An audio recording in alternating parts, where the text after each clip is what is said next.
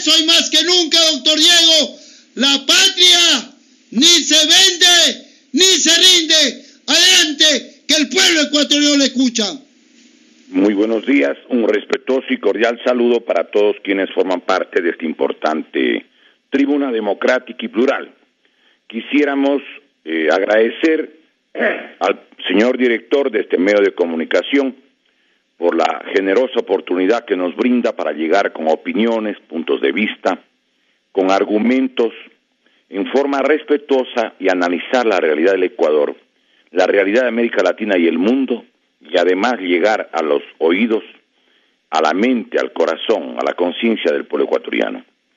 Saludamos y agradecemos al señor director de este medio de comunicación por su conducta democrática, plural y además en su línea de defensa de las instituciones republicanas de nuestra patria. Quisiéramos saludar respetuosamente a todos los colaboradores de esta emisora, saludar y agradecer a los compañeros, a Pepe, a Raúl, a Clever, a César, a Medardo, a todos quienes colaboran en la difusión de puntos de vista del interés popular. Saludar en forma muy respetuosa y fraternal, como corresponde, al hermano pueblo de Guayaquil, del Guayas, del litoral y del Ecuador entero, y a todas las personas que nos acompañan o escuchan fuera del país a través del Internet. Saludar, como corresponde, a todas las madres de este país, a las mujeres del mundo, pero creo que sobre todo debemos hacer reflexión sobre las madres del Ecuador, en condiciones en las que no hay trabajo, en las que la situación económica se la mira como va camino al abismo y realmente en las condiciones en las que cada vez hay mayor dificultad para sobrevivir. Creo que es necesario que rindamos nuestro homenaje, nuestra pleitesía a todas las madres, que tengo la impresión la mayoría de ellas a la noche humedecen las almohadas porque no tienen trabajo a veces. El marido, los hijos, no tienen estudio, sobre todo a nivel universitario. La juventud, hay cerca de 1.200.000 personas jóvenes que no están cursando en la universidad, están bloqueados de ir a la universidad como parte de la política de destruir las capas medias. Y además de ello, recordemos pues que en este país las condiciones de vida cada vez son más conflictivas. Pero saludamos, les damos un abrazo fraternal y respetuoso a todas las madres de nuestro querido Ecuador. Quisiéramos el día de hoy empezar el programa haciendo relación a un aspecto de carácter mundial que es importantísimo no dejar de abordarlo, aunque sea brevísimamente. El presidente Trump ha decidido no respetar, no acatar un convenio solemne, firme, que llegaron los países más importantes de Occidente, con Estados Unidos a la cabeza en la presidencia del señor Barack Obama. Estuvo también allí participando Inglaterra, Francia, Alemania, la OTAN en general, para llegar a un entendimiento con Irán respecto a los mecanismos que eviten la proliferación de armas nucleares. Llama la atención que la decisión del señor Trump se tome alegando de que supuestamente, según su percepción, lo que habría es una especie de incumplimiento o inconveniencia más que nada, de que Estados Unidos respete el acuerdo que lo firmó solemnemente en el año 2015. El señor secretario de las Naciones Unidas ha lamentado, y yo creo que gran parte de la humanidad consciente sabe de los riesgos a donde está yendo el mundo.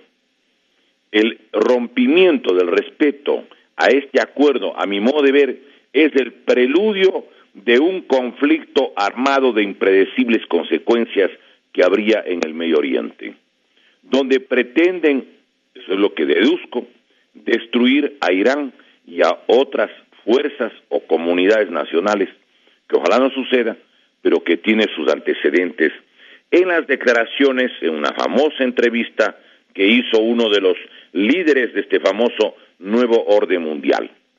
Me refiero a el señor Henry Kissinger, quien era el secretario de Estado en el gobierno de Richard Nixon, y a quien John Kennedy no lo quiso aceptar como colaborador, diciendo que era una persona de lo más peligroso y nefasto que tiene Estados Unidos y el mundo.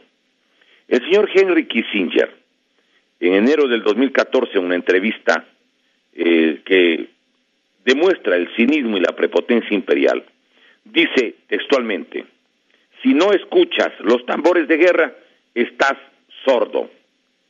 En esas declaraciones extraordinarias, extraordinarias por inusuales, porque normalmente no da declaraciones, él, desde el lujoso apartamento de Manhattan donde vive, y que ahora tiene ya como 94 años, pero sigue mandando, él hace una referencia de cómo él entonces miraba a los Estados Unidos, y dice textualmente: Estados Unidos está rendido ante China y Rusia, y el último clavo en el ataúd será Irán, que es, por supuesto, el principal objetivo de Israel. Hemos permitido a China aumentar su fuerza militar y a Rusia recuperarse de la sovietización, lo que les dará una falsa sensación de valentía, pero que traerá para todos juntos una muerte más rápida. Somos como el tirador que se atreve a dejar que el novato coge el arma, y cuando lo intentan es bam bam. La próxima guerra que viene será tan grave que solo una superpotencia puede ganar, y esa somos nosotros, dice el señor Henry Kissinger. Es evidente que están en la política de cambiar la correlación de fuerzas en el Medio Oriente, y lo que están anhelando es destruir a Irán, porque ese es, como él lo reconoce el señor Richard Nixon, el secretario de Richard Nixon, Henry Kissinger, porque ese es el afán que tiene, y lo dice él expresamente, Israel. Dice además adicionalmente lo siguiente: dice, controla el petróleo y controlarás a las naciones, controla los alimentos y controlarás a la gente. Y agrega: si usted es una persona normal, entonces usted puede prepararse para la guerra trasladándose a las zonas rurales y construyéndose una granja. Pero aún así hay que tomar las armas con las que defenderse de las hordas de hambrientos que se acercan. Además, aunque la élite tendrá sus refugios y sus centros de acogida especializados, que ya lo están haciendo en todo el mundo, deben ser igual de cuidadosos durante la guerra como los civiles de a pie, porque sus refugios aún pueden verse comprometidos. Y luego dice el señor Kissinger lo siguiente, entre comillas: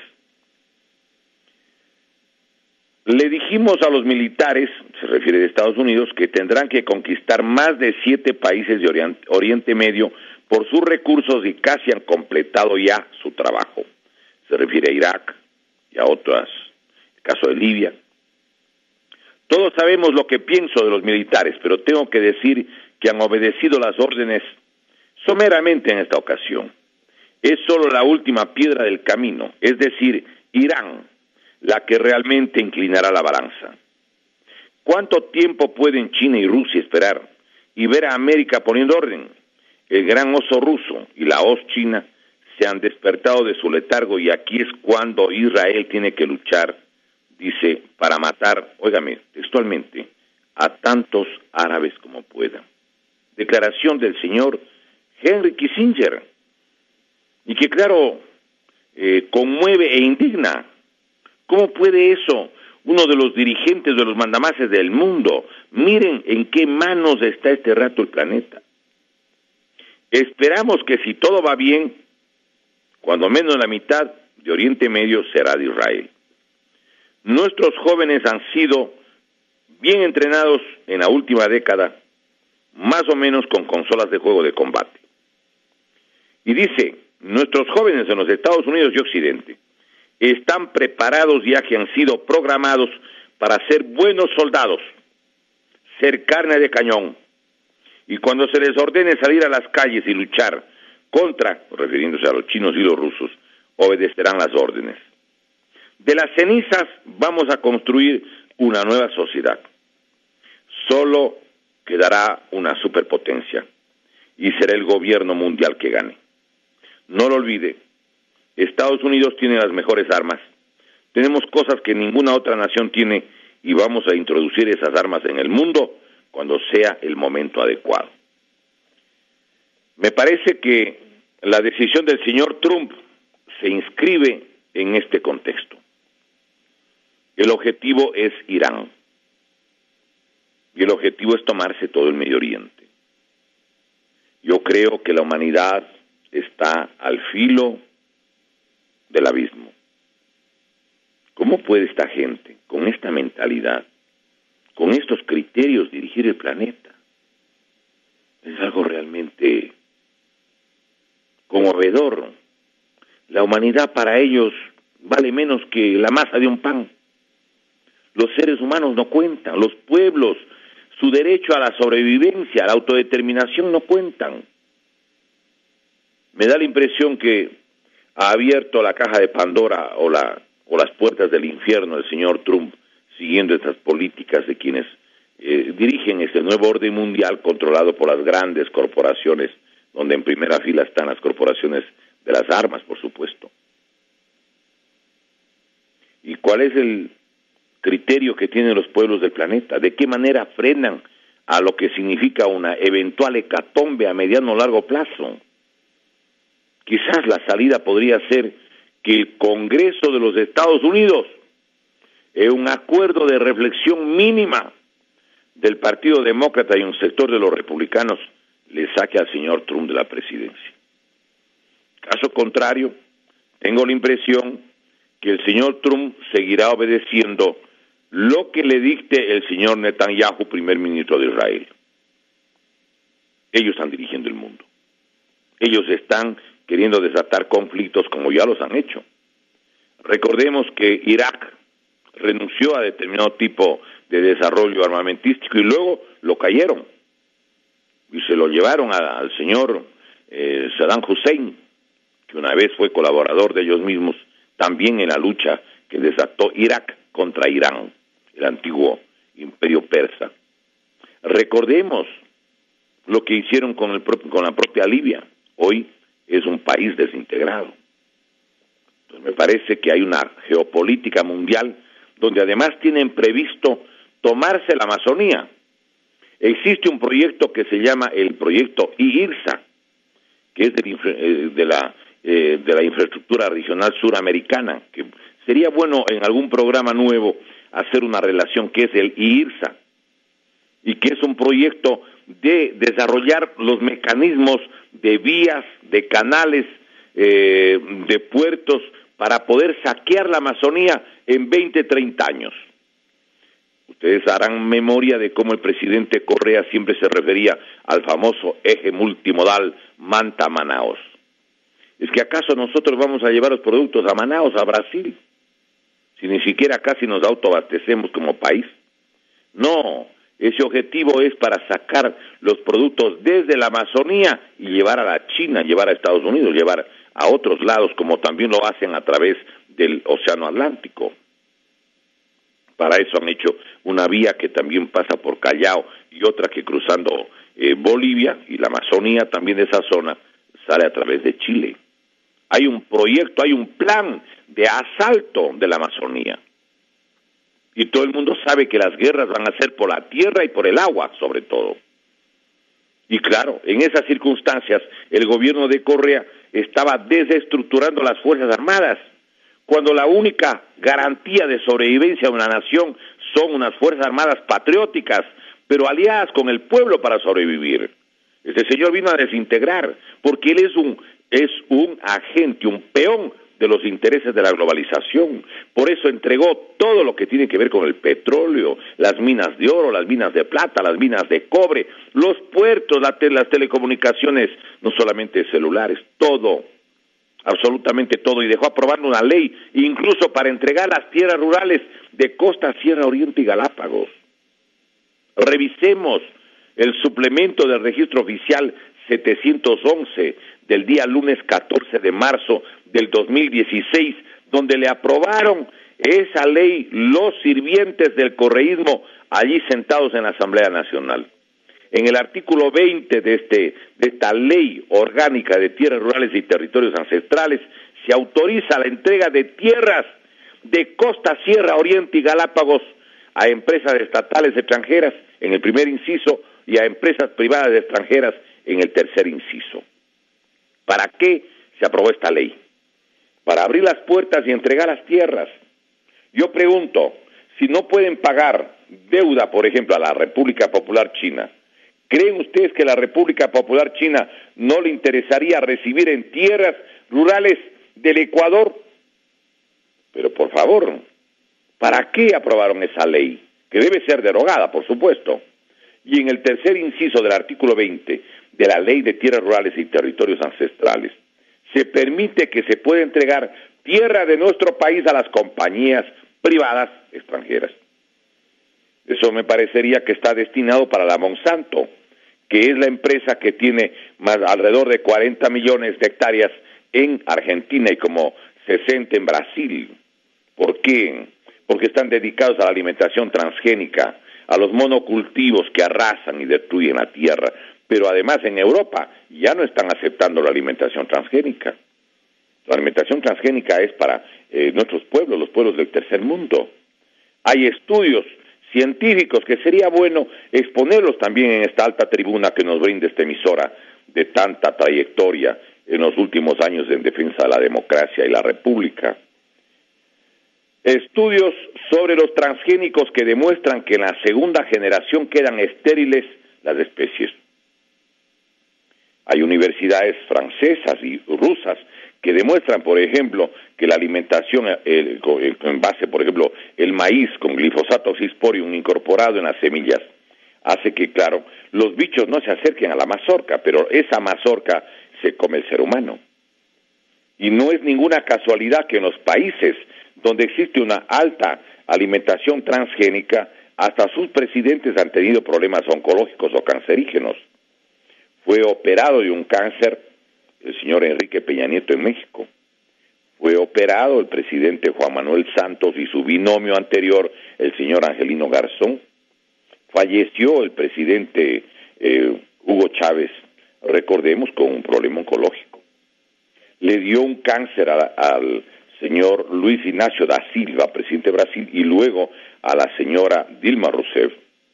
Le dio este mismo tipo de dolencia a otro país que tiene un alto consumo de transgénicos al padre Fernando Lugo, cuando presidente de Paraguay, y a la señora Cristina Fernández de Kirchner. Entonces, las experimentaciones demuestran que, por ejemplo, las chanchas, ¿sí?, en la segunda generación están estériles, igual en el caso de los conejos, en el caso, por ejemplo, de los hámsteres. Entonces, al mundo le están llevando a un escenario realmente apocalíptico y el pueblo del Ecuador debería prepararse. ¿Cómo es posible que no tengamos un centro de desarrollo de la biotecnología y la nanotecnología donde estén las facultades de medicina, las escuelas politécnicas y debería estar también Fuerzas Armadas y sus centros de estudio, la Academia de Guerra? ¿Por qué? Porque las guerras del siglo XXI van a ser a través del uso de virus, de bacterias. Yo creo que es importante que un país y América Latina se prepare a defenderse. No pueden cogerle en forma, digamos, de desamparo a esa colectividad. Y el gobierno que entregó todo lo que tiene que ver con la riqueza del país, como el petróleo y las minas de oro, plata, cobre y todo lo demás, ese mismo gobierno quería desestructurar las Fuerzas Armadas. ¿Para qué? En vez de hacer una institución patriótica al máximo nivel, le quitó, para empezar, el Instituto de Altos Estudios Nacionales, el IAEN, donde estudiaban la realidad nacional, y lo hizo un centro de maestrías al servicio de Alianza País y el oficialismo, para que tengan títulos de cuarto nivel y poder llenar con gente de Alianza País y subordinados y sirvientes del fascismo del siglo XXI los puestos de mando de la administración pública. Entonces yo creo que es importante que analicemos realmente el destino de nuestro pueblo, de nuestra colectividad nacional. No es que aquí van a ser afectados solo los pobres, no, todos los habitantes de país, pobres y ricos, blancos y negros, mestizos, afros, indígenas. Esto es una amenaza al mundo. Están queriendo arrasar el mundo y por eso están destruyendo todo lo que es la capacidad productiva de nuestros países. están provocando de manera deliberada una masiva desocupación, igual que en México. La gente, para sobrevivir, muchas veces tiene que recurrir a actividades al margen de la ley. Esto sería muy bueno analizarlo detallada, cuidadosa y segmentadamente para que la gente tenga una mejor percepción. Pero el señor Trump realmente es un peligro para la humanidad.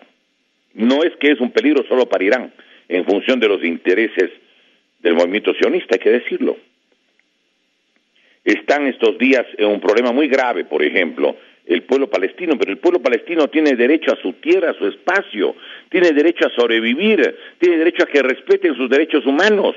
Todo pueblo del mundo, todos, sin excepción. Todos los pueblos del mundo merecen respeto, aprecio. El mismo pueblo norteamericano, un pueblo tan noble, tan trabajador, un pueblo maravilloso, pero que es víctima de la opresión de los propios gobernantes de turno de ese país. O de no, dígame cuál ha sido la trayectoria y la vida de los afroamericanos, porque han habido figuras tan importantes como Martin Luther King para defenderle al propio pueblo norteamericano. El pueblo de maravillosos literatos, de Hemingway, de John Don Passos, de John Steinbeck, de artistas extraordinarios. Nadie está en contra del pueblo norteamericano. Sería un absurdo. Todos los pueblos del planeta merecen respeto y cariño. Todos, sin excepción. Y yo creo que en este sentido, lo que el señor Trump y la gente que está junto a él son un peligro para la humanidad. ¿Qué pasaría si atacan a Irán? ¿Y qué sucedería si es que hay un convenio militar, como probablemente existe con Rusia y la China? Están jugando con el destino del mundo. Este es un primer comentario muy breve que queríamos hacer el día de hoy. Pero nosotros como nación tenemos que sobrevivir, pues. Las guerras del siglo XXI van a ser utilizando las bacterias y los virus. Y nosotros deberíamos habernos preparado para eso. ¿Por qué no haber desarrollado un centro de nanotecnología y de biotecnología al más alto nivel? Aquí lo que vino a hacer Correa como buen peón de la globalización fue destruir el más importante instituto médico, que era el Instituto Lisquieta Pérez. Ahora, ¿quién garantiza la calidad de los medicamentos adecuadamente con gente de gran formación científica, con décadas de preparación y experiencia? Destruyó el Instituto de Altos, el Instituto de Altos Estudios Nacionales, para que no haya espacio para la discusión de la realidad nacional, para que no se reúnan los oficiales de la Fuerza Terrestre, Marítima, la aviación, la policía, las cámaras de la producción, los sectores sindicales, la sociedad civil. Y además, en el campo ya de la sobrevivencia misma de la gente, ¿creen ustedes que no es un atentado a la vida y a la integridad biológica del pueblo ecuatoriano haber propiciado lo que significa la comercialización de las drogas, que está destruyendo a la juventud ecuatoriana? Por favor, abramos los ojos, miremos quién estuvo dirigiendo el país y cómo todavía le siguen parando zona como que si es que fuese un referente. El señor debería estar preso. No solamente por el dinero que se evaporó durante su gobierno, sino por la política con la que manejó el país, la destrucción del sistema educativo, del sistema de salud, del sistema de la seguridad social, del propio manejo de la administración de justicia, la pretensión de desestructurar unas fuerzas armadas que deberían ser nacionalistas, patrióticas, en la mejor herencia de América Latina, como es la línea que trazó el general Lázaro Cárdenas, que recuperó para su México querido el petróleo y las minas, como lo hizo Omar Torrijos en Panamá, que recuperó el canal y hoy obtienen más de 5 veces lo que era la rentabilidad en manos de los norteamericanos, lo que demuestra que América Latina no es una tierra de gente que tiene pues desventajas o retraso mental respecto a los colonizadores antiguos. Están equivocados, señores. Aquí en América Latina han habido oficiales extraordinarios como el propio Juan Velasco Alvarado en el Perú. ¿No es al acaso que se calcula que 800,000 a 1,000,000 de peruanos se fueron al entierro del general Juan Velasco Alvarado porque nacionalizó y recuperó las minas y el petróleo que estaba en manos del Standard Oil de Nueva Jersey? Recordemos, pues, es la historia de América Latina. el papel que tuvo el famoso coronel Jacobo Arbenz, que más de la mitad de la tierra de Guatemala estaba en manos de la Standard Fruit Company y expropió para darles a los indígenas, a los descendientes de los mayas, y cómo le dieron un golpe de Estado para sacarlo. Pero en América Latina han habido militares progresistas, democráticos, patrióticos. En el propio Ecuador, el caso del contraalmirante Gustavo Jarrín Ampudia, que recuperó y pretendió hacer lo mejor para el país hasta que lo sacaron de la manera más egoísta y mezquina, cuando era presidente mundial de la OPEP. El contraalmirante Gustavo Jarrín Ampudia era el ministro de Recursos Naturales del general Rodríguez Lara, que creo que un acto de celo lo sacó, pero él anuló y logró recuperar para el Ecuador reservas petroleras que estaban entregadas hasta por 75 años, obra de los partidos de la vieja partidocracia y de la oligarquía. Compatriotas, nuestra patria tiene que ser protegida, tenemos que defender la vida de todos los ecuatorianos. ¿Cómo es posible que hayan fallecido más de 300 maestros esperando su bonificación por la que fueron retirados de la educación? Miremos lo que si algún sector humano odiaba el presidente Correa, es el de los maestros. Ese bullying laboral, esas jornadas de 40 horas, mientras en las sabatinas estaba hablando de que la educación de Finlandia es la mejor del mundo. Pero ¿por qué nunca dijo que en Finlandia solamente dan 22 horas de clase y no 40, como aquí con cadena y candado puso al magisterio? Allá tienen formas de recreación importantísimas, ninguna aula tiene más de 25, 30 alumnos. Los mejor pagados de Finlandia son los maestros, aquí no les han reconocido ninguna alza durante varios años.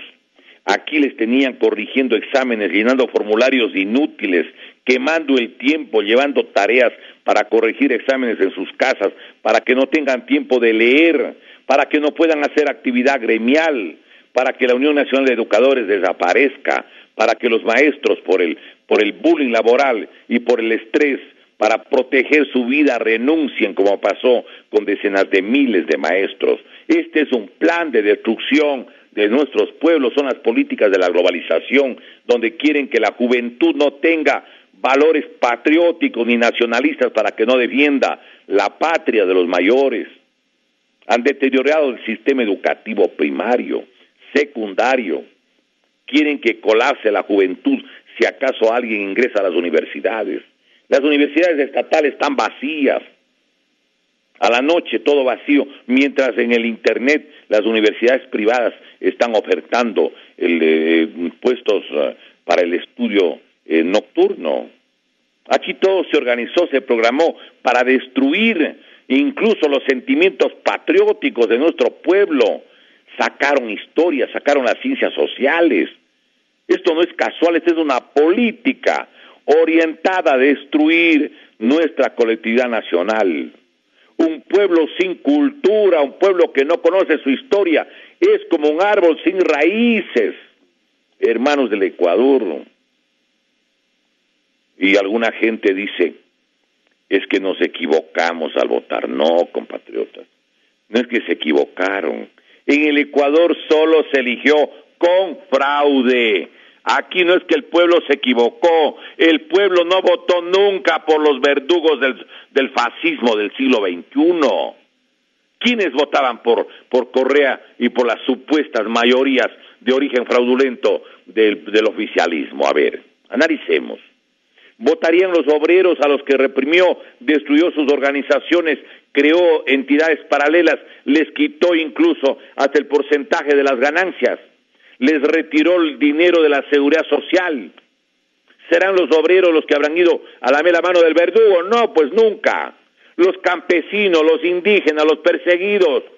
¿Quiénes fueron los que resultaron víctimas de toda esta campaña absolutamente de represión, de lo que significó la metidita de mano a la justicia? Hagamos memoria, pues, ¿quiénes fueron? Nos estamos olvidando.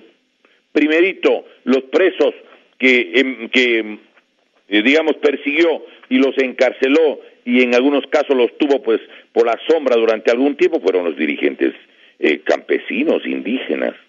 No solamente les difamó en los programas de la Sabatina, sino que hubo juicios contra ellos, contra Marlon Santi cuando era presidente de la CONAI, oriundo de Pastaza, contra David Tenesaca, presidente del Ecuadunari, oriundo de Chimborazo, contra José Acacho, dirigente Shuar y asambleísta de Morona, Santiago.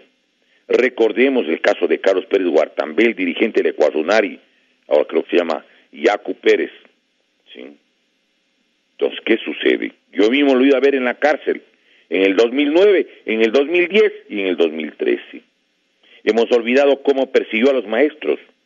A la maestra, recordemos, Mary Zamora, le pusieron 12 años de prisión por terrorismo. Una educadora que no había roto una tiza, que no había rayado un pizarrón, que no rompió un vidrio, 12 años. Y cuando en la Corte Nacional no ratificaron los 12 años, les votaron a los jueces. Recordemos cómo para amedrentar a la juventud de nuestro país metieron juicio a diestra y siniestra, como por ejemplo a los del Consejo Estudiantil del Mejía, del Montúfar, del Colegio Central Técnico, de los 10 del Uluncoto. ¿Es que porque han tenido literatura del Che Guevara? Si el presidente perseguidor se hacía el que canta, pues para disimular su esencia fascista. La persecución, recordemos a estudiantes de provincias como Paul Jacome, de Cotopaxi, Javier Cajilema, de Cotopaxi, cómo persiguieron a los ambientalistas, como el caso de los hermanos Javier y Víctor Hugo Ramírez, porque defendían el agua y la naturaleza en Intag, cómo persiguieron a quienes eran opositores o sencillamente cumplían con su obligación, que es la de fiscalizar, como sucedió con los legisladores Clever Jiménez, o el caso de Galo Lara, el caso de Fernando Villavicencio, un periodista e investigador notable, sin duda, pues, y que ha colaborado con nuestro pueblo, con nuestra patria. Cómo se persiguió a Carlos Figueroa, dirigente de la Federación Médica del Ecuador. Lo metieron preso el día que asomó para despedirse de su madre que agonizaba, mientras hablaba en las sabatinas de que el hombre, de que el humanismo, ni sé cuántas cosas, de manera farsante. Cómo se persiguió al caso del ciudadano Fernando Balda, a los escritores del libro El Gran Hermano como Juan Carlos Calderón y Cristian Zurita, exigiendo $2 millones de indemnización. Recuerden cómo le trataron a Emilio Palacio, que pidió que le boten huevos cuando tenía que comparecer ante un juzgado controlado por correísmo, y cómo a Emilio Palacio y a los directivos del diario El Universo les exigió que le paguen $80 millones. Pues acuérdense, compatriotas. Y el juez, el famoso juez del Chucky 7, de la Memory, ¿sí?, que le llevaron la sentencia elaboradita de 156 páginas, les dio 40 millones, 40 casas de $1 millón cada uno, u 80 casas de $500,000 cada uno. Eso. Porque el señor presidente Correa quería la plata y quería una administración de justicia que sea una industria sin chimeneas, pues. Hemos olvidado la persecución a Javier Bonilla, el caricaturista del Universo, que por una de sus viñetas le pusieron una multa de alrededor de $90,000, acuérdense.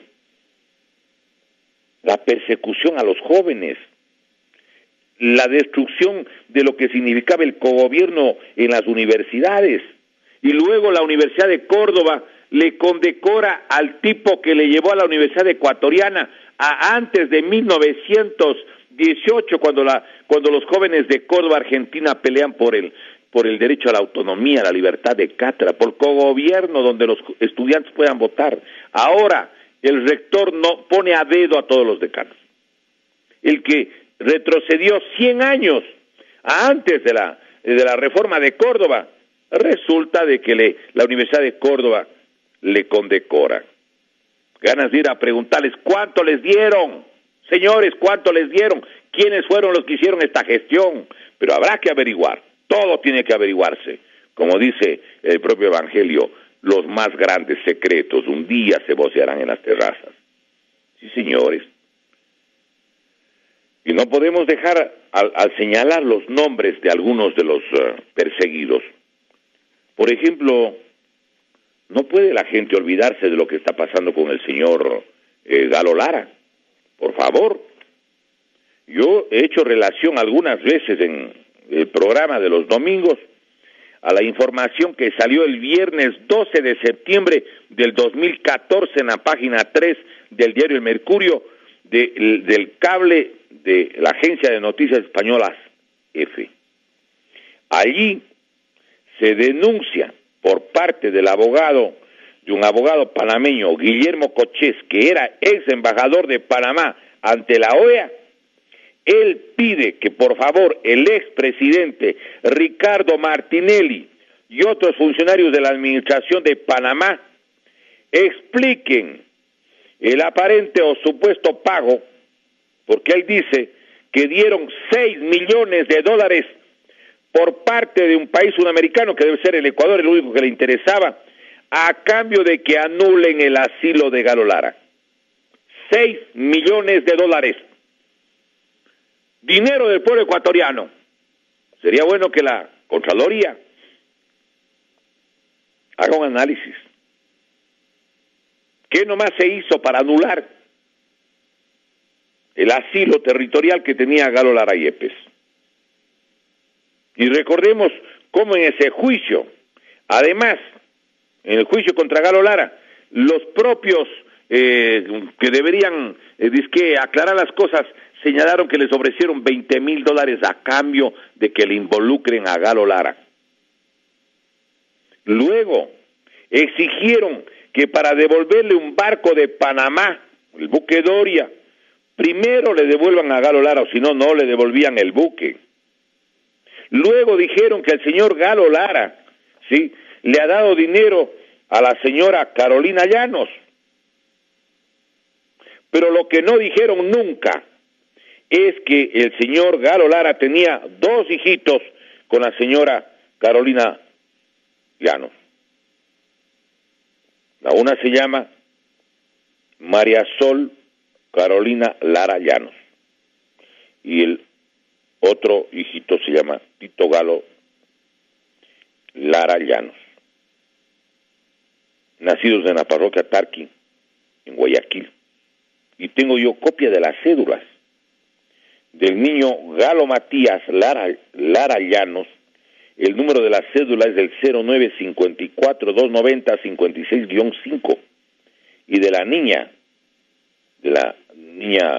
María Sol Carolina Lara Llanos es el 0954-290-66-4. Si tenía 2 hijos con la señora Carolina Llanos, tenía que darle dinero porque por la propia responsabilidad paterna, porque o si no, ¿qué sucedía? Tenía que ir preso porque no pagar las pensiones alimenticias de los menores es el único caso de prisión por deudas en el Ecuador. Revisemos el artículo 66, numeral 29 de la Constitución. Y alegando que le ha dado dinero a la mamá de 2 hijos de él, ¿sí? Y le dijeron que él era, una especie de cómplice, y con una administración de justicia en manos de Correa, le metieron preso al que verdaderamente ganó las elecciones en la provincia de Los Ríos en el año 2013. Hicieron aparecer que no ha ganado. Esto, compatriotas, no puede seguir. Nuestra patria no merece que todavía, un año después que se fue Correa, mantenga esta situación. Todos los implicados del 30S deberían ser indultados, o los que no quieran el indulto, ellos deberían tener el derecho a un juicio justo con jueces independientes. Les pusieron a algunos de ellos hasta 12 años de prisión. ¿Para qué? Para obligarles a que pidan indulto, donde les hacen firmar que sí ha habido el intento de golpe de Estado y que sí ha habido el intento de magnicidio, porque ellos saben perfectamente que un día podría ser enjuiciado en la Corte Penal Internacional con sede en La Haya. En Holanda, el presidente o expresidente, el señor economista Rafael Correa, pues, claro. Todos los juicios del 30S son nulos. Son nulos, compatriotas, son nulos. ¿Por qué? Miren, en la primera disposición transitoria de la Constitución de la República se determina que en el plazo máximo de 360 días se aprobarán las siguientes leyes. Y en el numeral 10 está la ley penal y la ley de procedimiento penal en materia militar y policial. Estamos en el año 2018 y esas leyes debían estar máximo vigentes el 15 de octubre del 2009, porque la Constitución entró en vigencia el 20 de octubre del 2008. Han pasado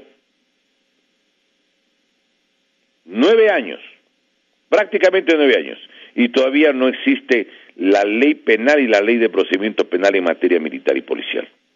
Si no hay el código, ¿cómo les metieron presos? Hasta el mes de agosto del año 2014, quiero recordar, habían 531 personas entre uniformados y civiles que le siguieron el juicio por supuesto intento de golpe de Estado, cuando no le encuentran hasta ahora al golpista, o de intento de magnicidio. Todo lo contrario, el presidente de la República, recuerden el regimiento Quito, Rafael Correa decía que lo disparen, ¿se acuerdan? Abriéndose la camisa. En una conducta, ¿sí?, teatral. Hay un video que lo presentó Fernando Balda, donde se mira cómo Correa varias veces, hace lo que realizó finalmente frente a los policías del 30S. Esa era una filmación para hacer circular internacionalmente, para decir, miren qué presidente tan valiente. Mentira.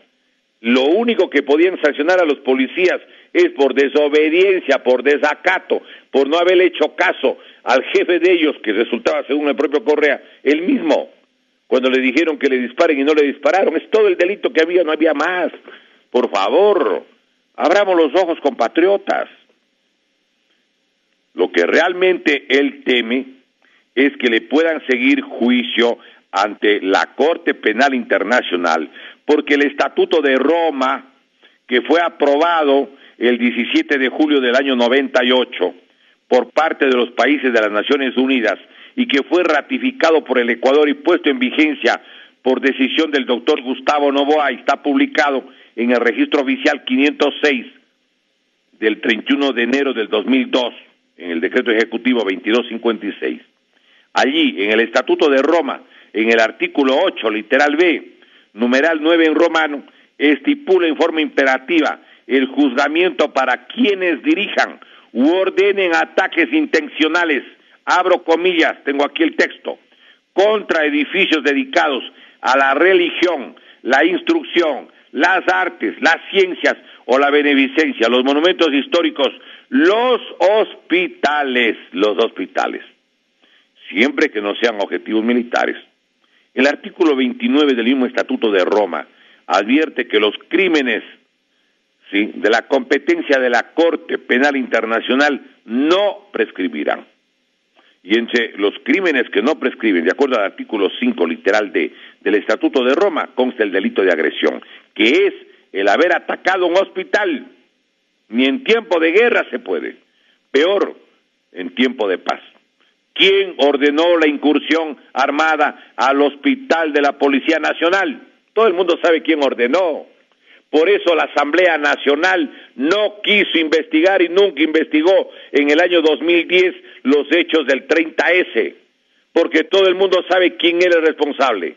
Y a cambio de eso, cogidos la Corte, decidieron ponerles a miembros de la Policía Nacional hasta 12 años presos, diciendo que si no piden indulto en base a un reglamento preparado por los propios correístas, donde decían que ha habido el intento de golpe de Estado y el intento de magnicidio, no salían de la cárcel.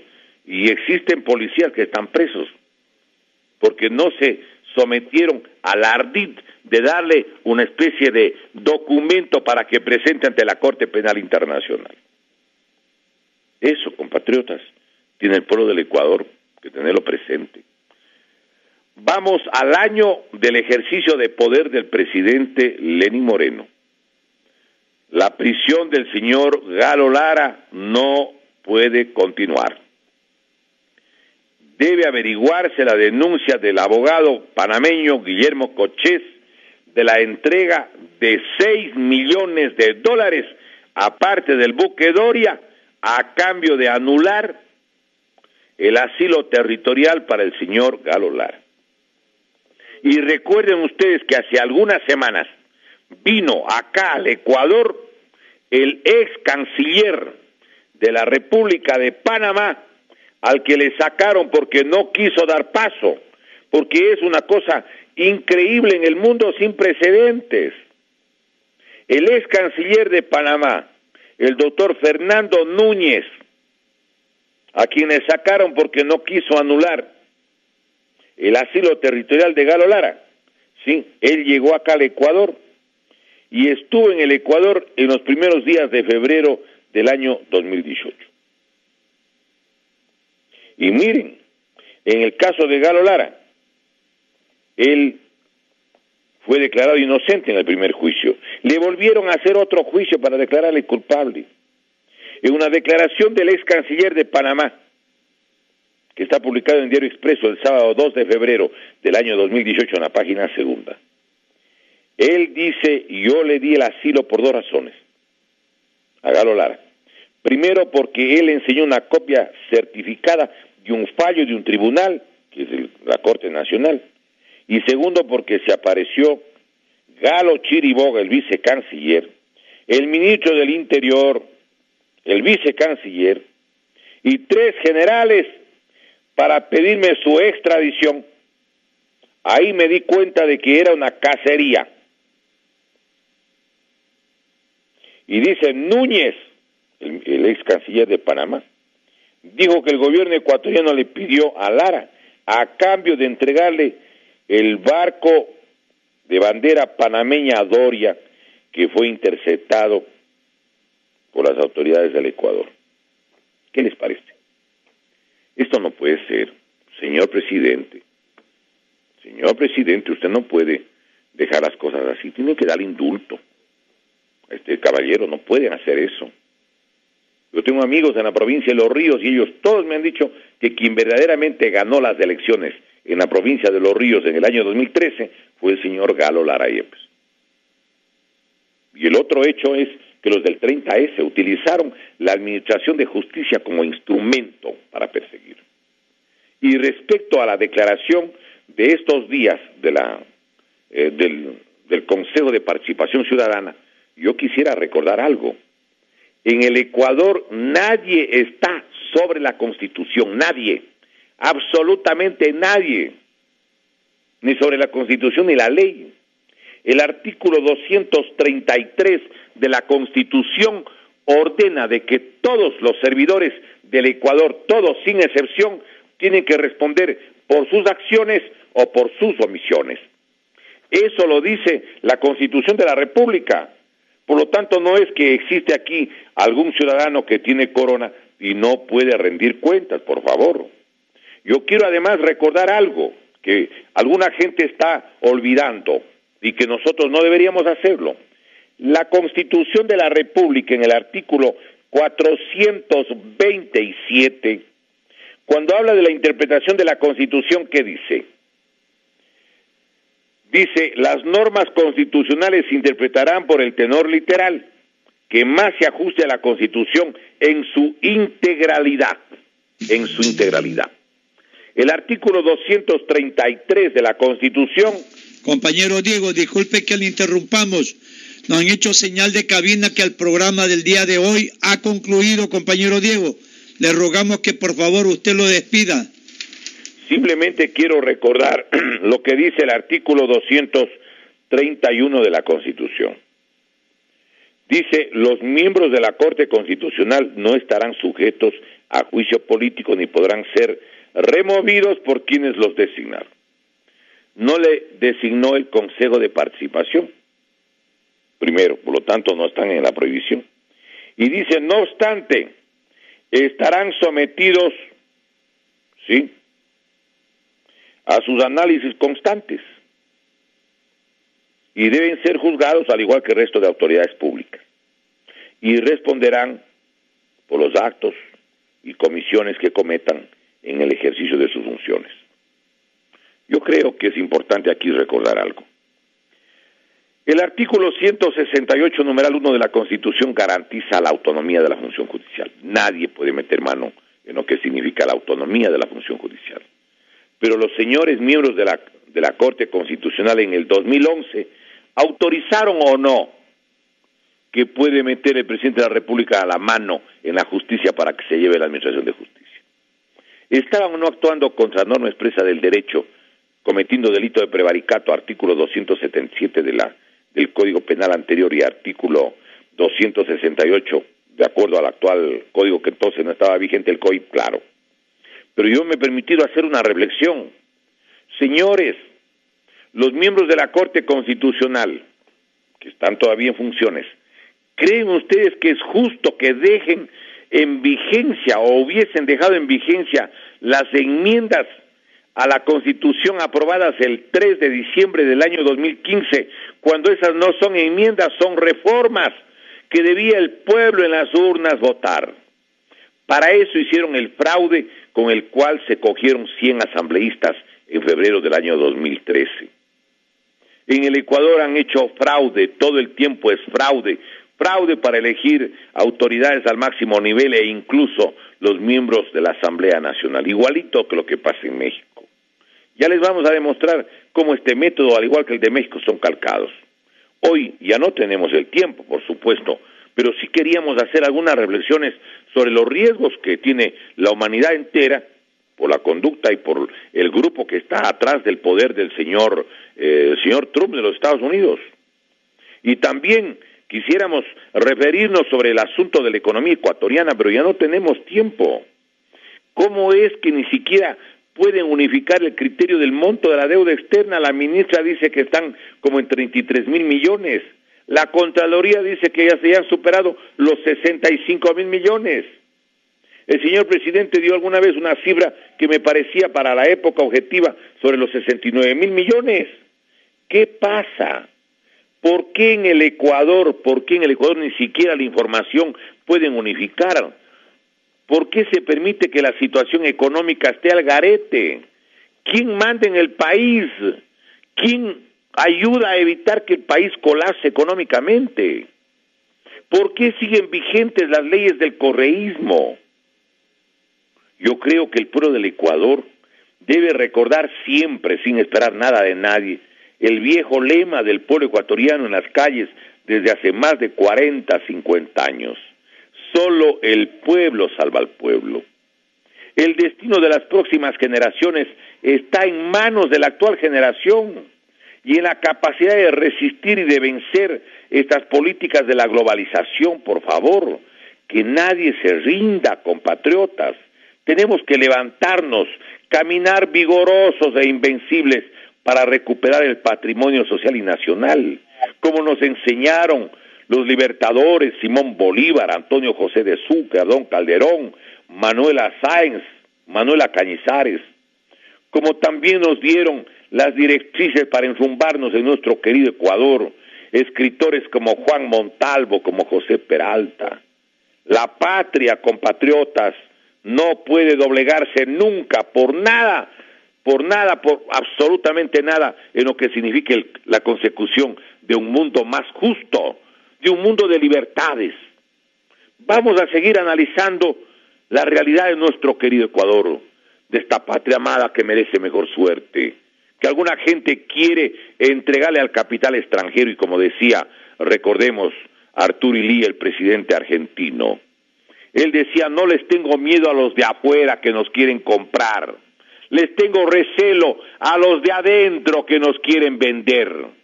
Compatriotas, el Ecuador libre y eterno no permitirá nunca que este Ecuador de nuestros mayores y de nuestros ensueños vaya a desaparecer. No, señores, la patria ni se vende ni se rinde. La patria con el alma se defiende. Agradecemos al señor director y a los señores colaboradores de medio de comunicación por la oportunidad que nos han brindado para llegar al corazón, al alma de nuestro pueblo con un pequeño mensaje y reiterar nuestra intención del mejor día para todas las madres de nuestra patria. Madres que, como hemos dicho, humedecen la mayoría las almohadas a la noche porque no hay trabajo aquí para muchos ecuatorianos, no hay dinero para la comida, no hay dinero para comprar los medicamentos cuando los vástagos se enferman.